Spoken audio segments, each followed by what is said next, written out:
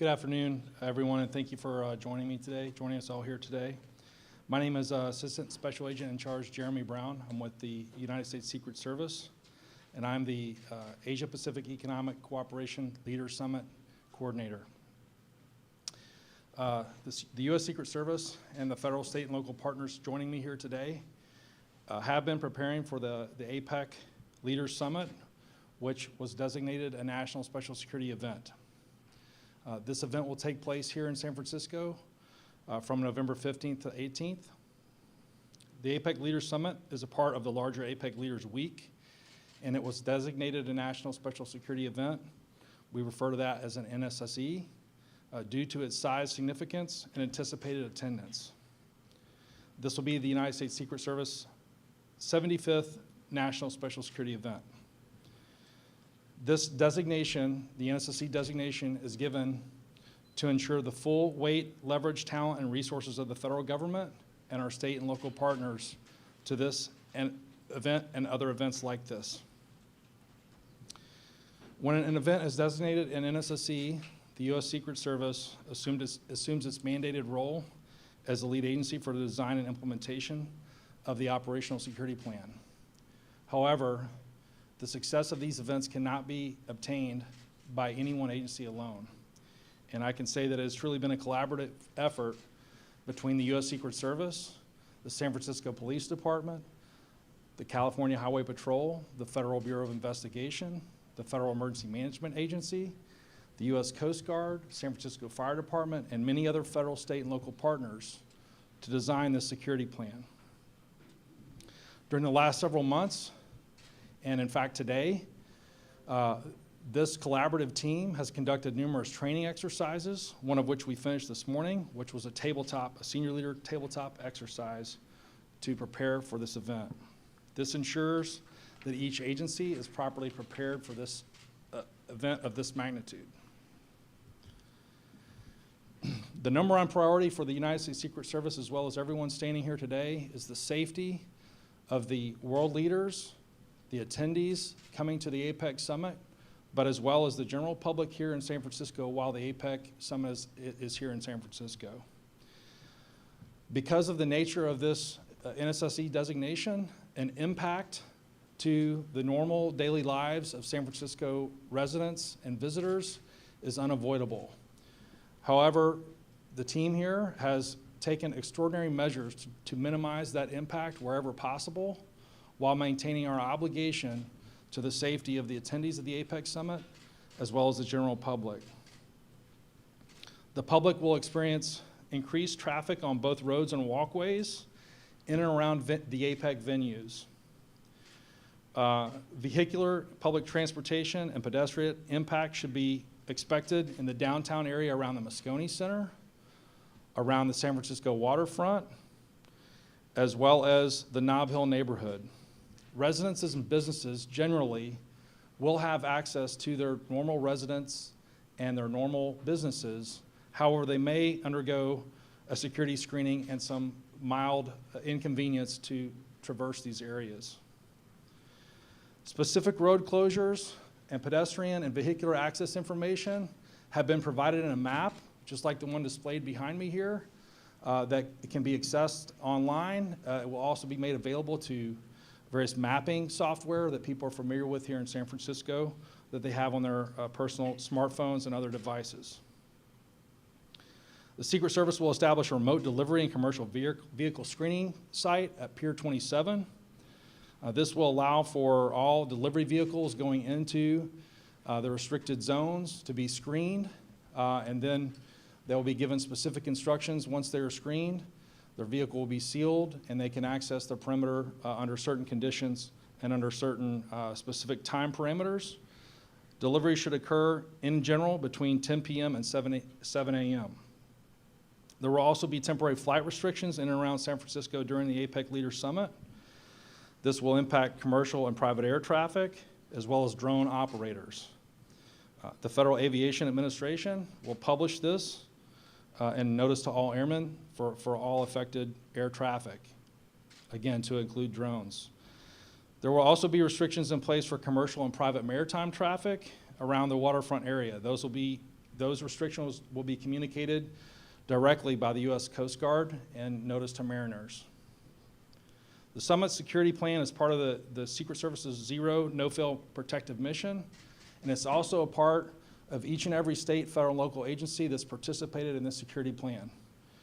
We have absolute confidence in this plan, and we have taken extraordinary measures to minimize the impact to the public and to the residents and visitors of San Francisco. We thank the residents and visitors of San Francisco for their patience. We will do our best to collectively keep the public informed of any changes or any impacts or any incidents that occurred during the APEC summit. I'd like to personally thank Chief Scott with the San Francisco Police Department, as well as the San Francisco Department of Emergency Management, and many other federal, state, and local partners who have already mentioned for all their work thus far. It's truly a collaborative effort, and I thank you all for your continued partnership. It's now my pleasure to introduce Chief Bill Scott.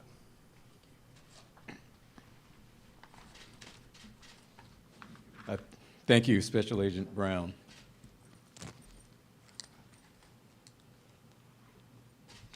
Well, first of all, I want to thank our partners on this, and I would like to start with Special Agent Jeremy Brown of the U.S. Secret Service for his leadership and professionalism in planning the APEC alongside with the SFPD. I also want to thank and acknowledge our partners at the California Highway Patrol. We have Chief Ramos and Commander Garside here, but I also want to thank Commissioner DeRee for their assistance and commitment of resources to this event. We cannot do this without their help, and this is an unprecedented event for the city of San Francisco. We're very excited to take part in this event and putting the global spotlight on the city and county of San Francisco. We're expecting up to 20,000 people from across 21 member APEC economies, hundreds of CEOs from around the world, and expecting close to 1,000 media representatives. Our city is ready to meet this moment. The San Francisco Police Department has a full-time team working with all department bureaus to ensure adequate service provided to the APEC events and to the city as a whole. Our Department of Emergency Management, headed by Director Mary Ellen Carroll, and our mayor's office are working full-time to coordinate all city agencies to be prepared for this epic event.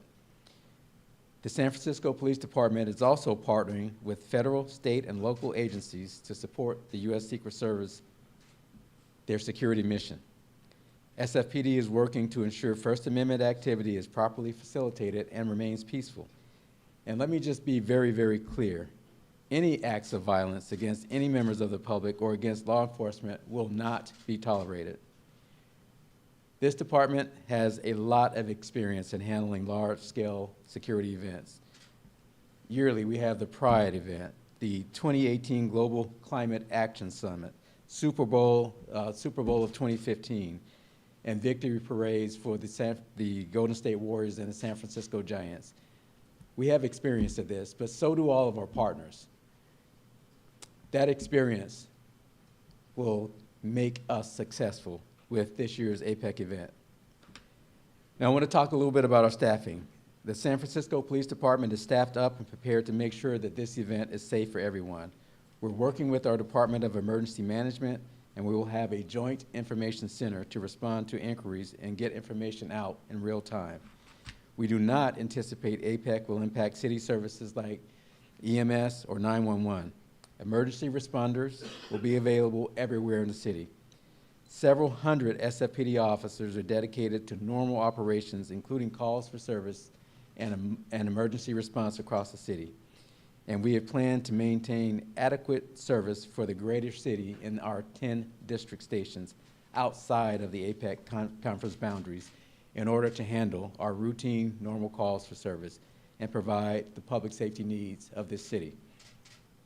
All of our sworn members will be working. We're mobilized for that week, and we will have hundreds of SFPD officers, ambassadors, volunteers that are dedicated to this APEC conference to ensure the safety of visitors and dignitaries in both the city limits and at the San Francisco International Airport. The California Highway Patrol and over a dozen local agencies are providing personnel to supplement the needs for the uniformed law enforcement at designated APEC venues and events. Our San Mateo County agencies are supporting the San Francisco Airport, so we are well prepared for this event. Here's our ask. Here's our call to action. We're asking the public, stay vigilant during this conference. If you see something, say something. We should do that always. No matter what we see or what you see, we will check it out. Don't be afraid to call. Be patient. As Special Agent in Charge Brown mentioned, many areas of our city will be impacted by street closures, detours, buses being rerouted, public transportation being rerouted, and dignitary escorts. It's going to take all of our patience to get through this week. We will keep you informed, and we will make sure that you know what routes you can take for public transportation, what routes are closed, so you can plan accordingly. We encourage you to take public transportation or walk. But most importantly, please enjoy this city as you would normally. This police department and our public safety partners will be out 24/7 as always, ensuring that our community is safe. Last, let's please be respectful and tolerant of one another. Many people from many cultures and many different countries with many different ways of life will be converging on the city of San Francisco during APEC. We are that city. We are a welcoming city that respects every culture. So let's make sure that we model that this week and beyond. Let's show the world that we are truly a world-class city. The map has been provided. We're working closely with our city partners and city agencies to assist people with road closures. We're working with our MTA on public transportation, but please pay attention to the alerts and the notices that we put out, because that will help us get through this with, hopefully, with a minimized amount of disruption to your normal routine. And with that, I'd like to close by saying thank you. Thank you again to our partners. This will be an exciting time for the city of San Francisco as we will be on the global stage. We are prepared. We've done this before. We have the experience. We have the collaboration. We have partnership, and we're committed to making this a safe event for everyone. And with that, I'd like to introduce Special Agent in Charge from the FBI, Bob Tripp. Good afternoon, everyone. Thank you very much, Chief Scott. As Chief Scott mentioned, my name is Bob Tripp. I'm Special Agent in Charge at the FBI San Francisco Field Office. In November, APEC will bring together the leaders of nations that account for 40% of the global population and 50% of global trade. The FBI is committed to ensuring that these leaders, other visitors, and the residents of the Bay Area can enjoy these events in a safe and secure environment. We are bringing all FBI resources to bear to fulfill our own mission and to plan for contingencies. Our role will focus on crisis management, investigation, and intelligence support as part of our Preventing Terrorism mission. We will work together with partners to collect threat intelligence and to mitigate any threats in support of this event. A driving force behind the summit is the power of collaboration. That same principle is guiding the planning and engagement of the federal, state, and local partners that you see gathered here today. The FBI is proud to stand among our partners and to provide them all with our full support. And I'll turn things back over now to the Secret Service for questions. All right, guys, we can take some questions related to the APEC event. So, first up. Hi there. What measures might the Secret Service, I understand the Secret Service might be conducting some sweeps to make sure that any unhoused individuals in a sterile zone may be removed? Is that something the Secret Service will be working on? So first off, thank you for that question. I know there's a lot of concern here in San Francisco regarding the homeless population. So we have a plan that we've worked closely with San Francisco Police Department on. I'm gonna turn it over to Chief Scott. I think he's got more detailed information to answer this specific question. Thank you for that question. So first of all, let me address this by saying we're not going to be conducting sweeps. We have an infrastructure in the city to address some of the challenges with our unhoused population, and we will plug into that infrastructure to make sure that people need help. You know, the main thing, the main focus that we're all here for is public safety and the safety of this event. There will be places where we won't allow access, and we are prepared to deal with that if we have unhoused people that are displaced. They will have opportunities for shelter. They will have opportunities for help. But the main thing is to make sure that it's a safe environment. So we will plug into our regular infrastructure. The Department of Emergency Management under Director Carroll's leadership, our fire department under Chief Nicholson's leadership. The fire department has a street crisis response team. We have shelter beds available. We have the resources to make this work, and that's exactly what we intend to do. But I just want to say this, you know, it's not a crime to be unhoused. It's not a crime to be homeless. You know, we're out there to make sure that we help people. We're out there to make sure that this event is a safe event, but we will also want to represent our city in its finest light. So all these components and infrastructure pieces that we put together over a number of years will come together and help guide us to a successful event.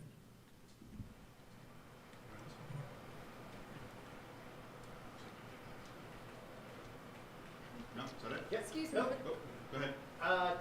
Should people start expecting to see, like, I don't know, drills for motorcades and things kind of in the ramp up to this that are going to be necessary to shuttle around some 20 heads of state? So again, thanks for the question. In the days leading up to the period of the NSSE, you will see, what we would call administrative movements of motorcade vehicles to various locations throughout the city to prepare. You will see installation of various physical barriers to assist with the restrictions that are displayed on the map here in the days that are leading up to that November 15th to 18th period. So it'll be a slow ramp up beginning, a few days ahead of time and culminating the evening of the 14th into the early morning hours of the 15th of November. Quick follow-up. On the map, what do all the colors mean? Can someone kind of point out what everything up there means and what's going to be cordoned off? If I could get a map here that I could refer to real quick. I've got one with me and I'll try to talk through it. Yep. So the colors and everything on the map are self-explanatory. There's a legend at the bottom left-hand corner. And so, I'm happy to visit privately, I guess, after this to answer those questions. But for me to explain the entirety of that map, there's a lot of stuff displayed on the map. So there's vehicle restricted zones, there's pedestrian restricted zones, there's closures of public transportation routes, there are reroutes available to the public of San Francisco to take in lieu of the closed public transportation routes. Those are all displayed on the map. So just in summary, those are what the different things mean. But in terms of a detailed explanation of the map, for the purpose of the time here today, not going to go through from A to Z on that. what is the link for the closures for people listening at home? Where can people read and find out the closures that are affecting them? Excellent question. I know that this map is going to be of utmost importance to the public, so I'm going to defer that question to San Francisco PD or our city partners for how that's being We're going to be releasing communicated. it at 3:30. The press release will go out along with a link to the map. I have a quick follow-up question. Here you're saying that you've got about 1,000 CHP officers that are going to help bolster SFGovTV. Can you elaborate on that? People are wondering about security. We had the president here a short while ago. We had a lot of people from, out of town. What type of extra security are we expecting, especially 21 leaders from around the world? No, this is a great question. So again, as I said earlier, this event warrants the full resources of the federal, state, and local government. So I'm not going to speak to specific numbers. What I can tell you is there will be an extraordinary amount of law enforcement, military, and public safety personnel in San Francisco for this event. So well above what anybody has ever seen here before. Can you give us an idea? I mean, we've seen the president in San Francisco before. Can you kind of give us a comparison about how much more locked down the city will be compared to that? So I can't give you a detailed comparison other than to say it will definitely be much more than a normal presidential visit to San Francisco. we're anticipating not just the President of the United States, also the Vice President, also, potentially heads of state from 21 other countries that are coming to this event. So, at minimum 21 times, what you would normally see might be a good opening ballpark. But again, very hard to specifically describe and compare because you're comparing apples to oranges. Can you quickly just name the boundaries of the safety perimeter that we're thinking about looking at and where the closures of public transit stops are, the major closures?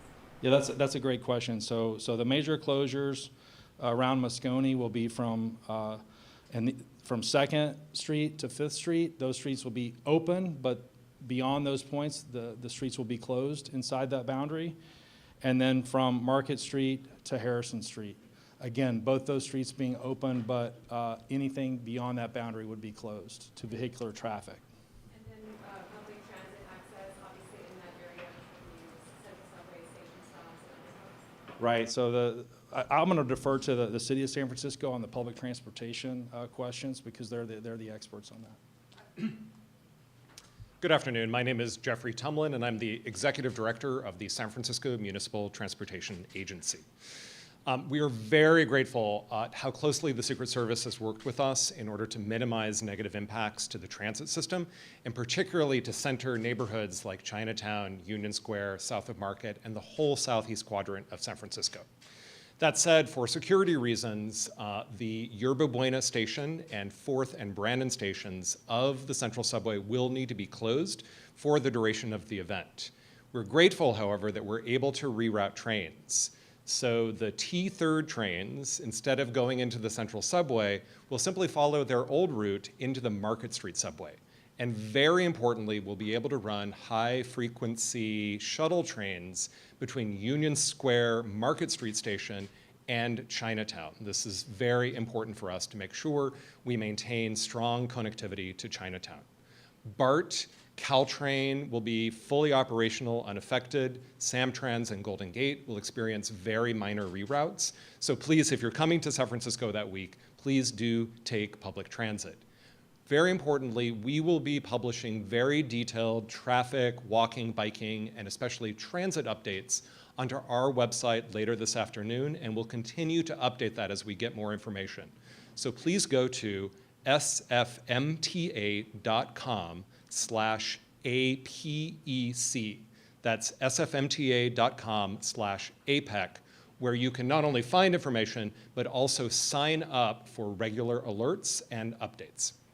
What about the cable cars, and do these impacts begin on the 14th when sort of everything starts rolling out, or is it more the 15th? Yes, so the cable cars will be disrupted by the Nob Hill area zone, but we're also really grateful to the Secret Service and our own team who have found a way to be able to continue operating the Hyde Street line from the cable car barn at Mason Street all the way to the Hyde Street terminal.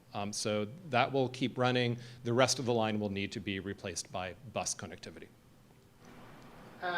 Sounds like there's 3 areas, right? So there's Moscone Center, there's Nob Hill, and then there's the waterfront portions. Can you talk about the waterfront portion as well? When does that happen? Yeah, so I will defer to Secret Service for all the details of the dates and the boundaries. But for each of those, again, they have worked very closely with us in order to develop plans to make sure that public transit can be rerouted around those closures as needed. About the folks. Excuse me, if I could answer that question first, and then we'll come to you. Sorry about that. Oh, that's So your question's about the waterfront. Is that? There's basically 3 security zones, right? That's correct. Talk about those. So the question I think is about the waterfront, and that would primarily be on the day of and especially the afternoon and evening of the 15th of November. We expect the Embarcadero to be closed that day on the 15th of November from Battery to Broadway. That would be a closure there. You will also see some diversion of traffic before you get to Battery or before you get to Broadway to prevent congestion. Also on the map there, you'll see an area in the water that's a maritime restriction zone. That will be in effect the afternoon and evening of the 15th of November for maritime traffic to include ferries and such that will have to be diverted around that zone. We've made it large enough to account for the safety needs that and security needs that we intend to have for that particular venue, but also allowing as much traffic as possible around that zone to take place. This will do you and 3 more. Sorry about that. So I wondered about the people who live in the areas where you had said they might have to undergo security checks. Is that a bag check, or does that look like something beyond that? No, great question. So for people that live around or operate businesses around some of these venues, particularly Moscone Center, if you're trying to access, for example, the Metreon or something of that nature, you will have to undergo what's effectively a bag check. Any packages or bags that you have with you would have to be inspected, but nothing beyond that bag or package check would be the procedure there. How are you planning to respond to protesters, and can you confirm if and where there will be zones that protesting cannot take place? Okay, appreciate the question. The question is regarding protests and demonstration. So I'll answer a part of it, and then I'll turn over the rest of it to Chief Scott. So from the Secret Service perspective, to answer your second part first, the Secret Service does not designate protest zones, no protest zones. We designate general public areas and areas that are restricted to from the general public. As far as your question regarding any concern over protests, as Chief Scott stated in his remarks, and I'll second this, during this planning, we've accounted for the fact that there will be perhaps many different groups and many different type of people that want to come to San Francisco and exercise their First Amendment rights. And we are prepared to see that. We don't want to discourage that. However, we want to make sure that if anybody is doing anything in conjunction with those activities that results in violence or criminal activity, that will not be tolerated by the U.S. Secret Service or by the San Francisco Police Department. And I'll turn it over to Chief Scott for any second comments on that question. Thank you, Special Agent Brown. I just reiterate what was just said. You know, it's about facilitation of peaceful First Amendment activity, and it's also about the general public safety for this event and the public as well, including the protesters themselves. So we will facilitate, like we always do, First Amendment activity. We do that very well, and we will employ similar tactics and strategies that we always have, and really it's about facilitation. If and when protesters show up, we will be deployed to handle that. We have extra officers that we will be able to handle that type of event if it occurs. So the message is this, though, and I just want to reiterate this: criminal activity will not be tolerated. And if anybody thinks that they're going to come and protest, or in the name of protest, and hurt somebody else or commit crimes or destroy property or light fires, that will not be tolerated at all. So I just want to reemphasize that. We will do it constitutionally. We will respect everybody's rights. We will be professional in our actions, but we won't tolerate the nonsense. So I just want to make that clear. And again, we're all professionals up here. We respect this country's constitution, and we'll make sure that we facilitate that, but we also want to make sure that this is a peaceful event. 2 more, guys. Question for Chief Scott. Well aware that SFPD has long had some understaffing issues, working with mutual partners in other counties, other cities. Is it going to be safe to say that at least during this time that SFPD might be fully staffed? Well, everybody's working, so we're going to be fully staffed, and we have assistance. You know, I said earlier in my remarks, I can't thank the California Highway Patrol enough. I can't thank the U.S. Secret Service, all of our partners up here. We're all in this together, but the municipal policing part of this will be the San Francisco Police Department with help from some of the other local agencies. We have motorcycle officers from other agencies. We have squads to deal with, you know, the security assignments, and we have squads to deal with the fixed posts. And we are prepared to adequately police the rest of the city during this event. So we're ready, and yeah, we're short, but thank goodness, you know, we do have the assistance of calling everybody in, and we'll make this work. So thank you. It's a great question, and it's a fair question. Thank you. Last question.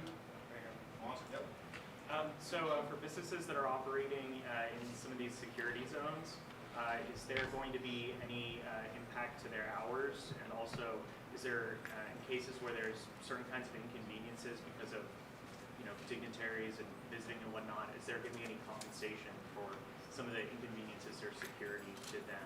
How does that kind of? Okay, so appreciate the question regarding the impact to businesses. So with very few, if any, very rare exceptions, there will be no businesses that are asked to effectively close, okay?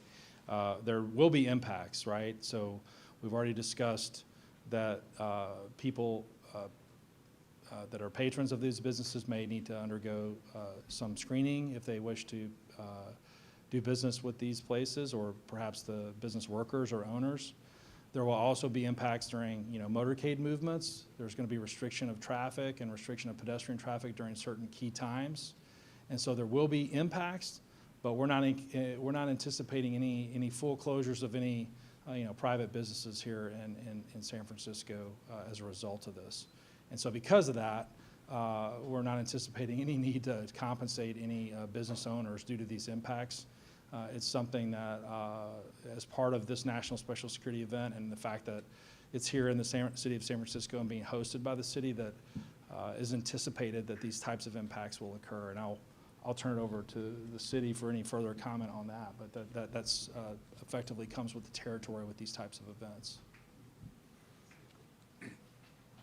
So from a city perspective, our mayor's office has worked very hard to coordinate with small businesses, with all businesses, as a matter of fact. Our Office of Economic Development, our Office of Small Business Developments have been working at this for months to keep everybody informed as to what the impacts will be. The bottom line is there's going to be a lot of people in the city to attend this conference. We hope that it helps our businesses economically. But that only happens if we're well coordinated. People are well informed, people understand, what the closures are, how they can get to and from their daily routines of life, and we will do that very well. The Department of Emergency Management does a great job at informing the public when we have these types of events, and your public notices, particularly if there's emergencies that are tied into this or as a result, or emergencies around the city. So we will keep everybody informed, and I think that's going to be the key to making this as smooth as possible. But we definitely are, we understand that the businesses people will be disrupted. And that's why we're here today, and that's why we'll continue to message to the public to make sure that we minimize that disruption and businesses can go on about their routine. Thank you.